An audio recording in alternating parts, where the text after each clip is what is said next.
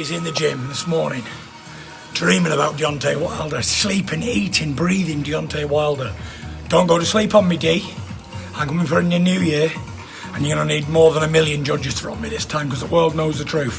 Some people dream of a white Christmas, but apparently Tyson Fury is dreaming of a Deontay Wilder rematch. And that from Tyson Fury's Instagram. That's the clearest signal yet from Fury that he is probably going to take the rematch. But there's no guarantees with this. But certainly he's saying he's dreaming of Deontay Wilder. He's looking forward to the rematch. And obviously that rematch is going to be in the new year. When, we don't know. Potentially it could be May or June.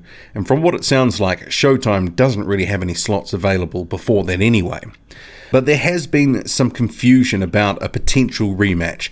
It seems there has been some people who've misconstrued the WBC's words on what it's actually saying. So it's given its approval for a rematch. It hasn't ordered a rematch.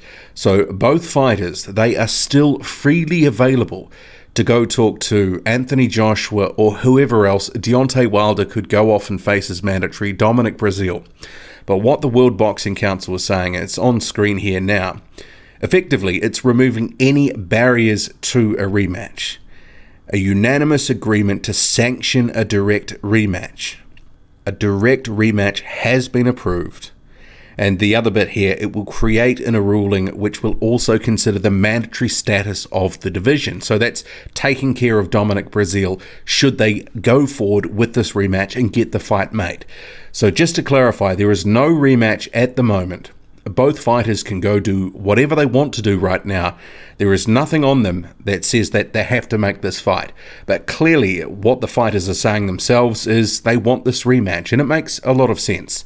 But that's not going to stop Eddie Hearn, Anthony Joshua's promoter, from looking to make a fight with Deontay Wilder and potentially Tyson Fury.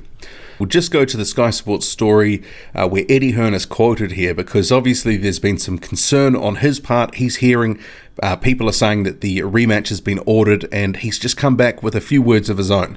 No, I think the wording was everything in that one, sanctioned, not ordered. I think what they're saying is they would approve the rematch. Dominic Breazeale is the mandatory who is supposed to fight the winner, so what they're saying is they would allow the rematch. As far as I see, they haven't ordered it. We'll see. I don't really think it changes much. If Wilder wants to fight Fury, he'll fight Fury. If he wants to be undisputed, he'll fight Joshua. It can trump anything, unification that is. I don't know how much that means to Wilder. It means everything to us, means everything to Joshua, but the rematch is a big fight. So Eddie Hearn is still going to pursue Deontay Wilder and look to make that undisputed fight.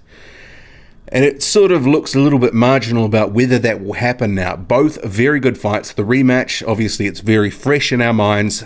The drama, the controversy, a lot of people, including myself, want to see it again, and soon.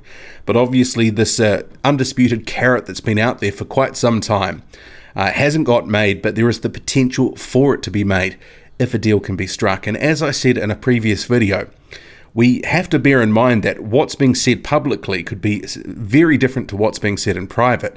Deontay Wilder and his team, they could be working with Eddie Hearn on a potential deal, on something that makes sense, something that Deontay Wilder would be willing to accept. And if they announce something, it wouldn't surprise me. But it really depends what the offer is. And that offer has to be something that's going to make Deontay Wilder turn away from a rematch. He's made his demands clear. Deontay Wilder wants 50-50 in a fight with Anthony Joshua for undisputed. Probably not going to get that, but no doubt he'll be wanting as close to 50% as he can get. But there were a couple of other things that have been floating around with this whole Deontay Wilder and Tyson Fury fight that I was quite keen to talk on. I was reading Frank Warren's latest column, which I'm going to get to, and it just got me thinking about a couple of things with the heavyweight division. So this Frank Warren column, an absorbing thriller between Tyson Fury, Deontay Wilder on Saturday night in Los Angeles, gave the sport of boxing, the heavyweight division in particular, a major shot in the arm. And I'll get to the rest soon, but it was that first sentence that got me thinking about the division at large. that this fight has been really good for it, because it's been a bit of a two-horse race for a little while now. There's been, Deontay Wilder, Anthony Joshua, and previously to that, to a lesser degree, Joseph Parker. They were the champions earlier in 2018, 2017. But it kind of felt like there was generally a theme between Anthony Joshua was head and shoulders above the rest.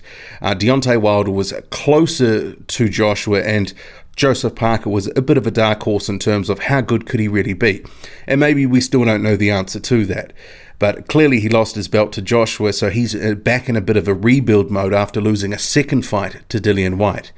But I say all that to say this, that with Tyson Fury's emergence again, coming back, doing what he did, securing that split decision controversial draw, we now have another guy who can put his hand up to say, actually, I am the guy in the division that, you need to be paying attention to.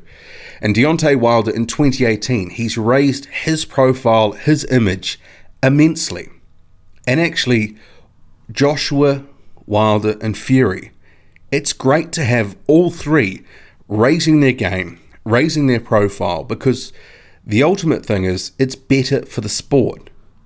I don't see it as a bad thing that Fury and Wilder have been off having this big fight.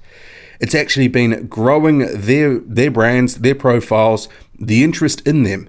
And if we can have more people and more interest in boxing in general, in particular the heavyweight division, which I cover, I think that's great for the sport. It was a really good advert for the sport in terms of the build-up, the story, obviously the controversy, and the controversy sells too. We can't forget that. Sure, it was a bit of a stain on the sport, but at the same time, it's increased the interest. Just think how much has been happening since the fight. The fight was over a week ago, and we're still talking about elements related to it and the what next. That means there was a lot going on with the fight, and generally, people have been very willing to, wade in on this and give their thoughts. And clearly, obviously on YouTube, the general media at large, it's been a very big thing for the sport. And I actually think having these three guys lifting themselves up further and further with their performances over time, fighting each other, that's great for the division. Just think going back 3 or 4 years. I know some people liken the Vladimir Klitschko reign to kind of like the Dark Ages, where the division went on a bit of a hiatus, the jab and grab style. He was running through all the mandatories and that sort of stuff. But just think we've come from there to now, just how different it is, how exciting the heavyweight division has become. Think about all the very good fights that we've had in 2018. And we've had so many more, guys in the top 20, top 30 who've been willing to face each other. We haven't seen that for some time. So I just think we can't underestimate what is happening in the sport right now. There seems to be, at least in some divisions, a bit of a renaissance. There is more interest, there's a lot going on. And people often like to say boxing is a dying sport, but from what I've been seeing, especially in the past 2 years, it's anything but. The actual interest in boxing is strong. It's getting stronger. The heavyweight division, there hasn't been as much interest in the division for a long time. And one of the guys that was responsible for that in the past couple of years, who's been lifting it up, carrying it on his shoulders, has been Joshua. More latterly, Deontay Wilder's upped his game in 2018. Tyson Fury's come back. You've got some of these other characters in the division like Jarrell Miller, Dillian Whyte. You've got Joseph Parker, who's been doing things as well. And a whole host of other fighters and dance partners who've been doing their thing. So it has been, I know people like to say it's a weak time for the division, but in terms of the actual interest in the division and what's been going on, it really has been a great time for the division at large. But in terms of Frank Warren, some of what he's saying, there can be no doubting that Tyson should have arrived back home clutching some excess baggage in the shape of the WBC World Heavyweight title belt. That he didn't is a travesty that needs to be put right. And we know that Frank Warren is pushing for this rematch, so I would imagine that he will be doing everything he can to make this fight. And I said in the lead up to this fight that Frank Warren, he was a guy that had a lot to lose, because regardless of what had happened, if Fury had have lost and looked poor in a loss, people would have been all over Frank Warren like white on rice. they would have just been all over him saying, you shouldn't have let him get into that fight with Deontay Wilder. His reputation would have taken a massive hit. So with Fury coming much better than advertised, certainly Frank Warren has kind of been off the hook there, and he will be pushing for a rematch because he will know how much bigger it will be. So he continues, I'm so disappointed for Tyson not to have the belt to show for his heroic and highly skilled exploits at the Staples Center, and it's a miscarriage of justice that he took with both class and dignity. The way he responded tells you everything you need to know about the man. And actually, some of Fury's actions post-fight, he actually does deserve a lot of credit. He could have ranted and raved like so many boxers would. You know, some of their teams would have made a real hash out of it. But he's, for the most part, he's kept it classy and he's kept it positive. And a year or two ago, Tyson Fury doing that, you know, you would have said that he would have gone to the negative end of town immediately. But he really has kind of turned over a new leaf and sort of battling his demons and keeping his depression and other ails at bay. He's managed to sort of turn over a bit of a new personality as well. I think we have seen he's been much more positive than he has been for a long time. And people respond to that. People don't like the negativeness all the time. And it's been really good to see how this positive Tyson Fury has been responded to. And, you know, certainly from what I'm seeing, he's been embraced back in the UK. And this is just an outsider looking in, but it looks like he's been welcomed as a hero. And in terms of what he's done, where he's come from, it's certainly a hell of a story. But Warren continues, major events featuring compelling showdowns over the Staples Center are being tainted by incompetent judging, and it's just not on. You've had the 2 Canelo Golovkin fights and now this one. And it's a good point because we've all made a lot of this 115-111 scorecard from Alejandro Roshin. But what's happened there? It's just gone completely quiet. It's been, 10 days since the fight? And what's happening to this guy? Who was holding that scorecard to account? That's more than just a clanger, because you minus the 2 knockdown rounds, and he gave Deontay Wilder a majority of the rounds in a fight Tyson Fury did look like he was winning through his boxing. Deontay Wilder did not outbox Tyson Fury. And further on here, Frank Warren references Lou DiBella saying to Tyson Fury after the fight in the ring, and I thought he said this as well, this is what it looked like on live TV, that you won. DiBella has since said on his social media that he didn't say that, and no one could prove that he did because he never said it. But I thought I sort of heard him because, you know, they were obviously trying to get close to Fury when DiBella was there. It looked like he said you won. But if he didn't say that, I'm not sure what he said. Maybe he was saying you won in terms of the comeback and, you know, it's a great story, but not you won the fight. But, you know, a lot of people would argue that would be splitting hairs anyway. From his body language at the final bell, you could tell that Deontay Wilder didn't think he was going to get the decision. I must add that I've got a lot of time for him and he's a lovely bloke. And certainly the body language wasn't great from Deontay Wilder. And there's a boxing BT no filter clip that's doing the rounds on social media. And the contrast between Fury's actions after the fight, you know, jumping up onto the corner ring ropes and such, to Wilder, he looked very subdued.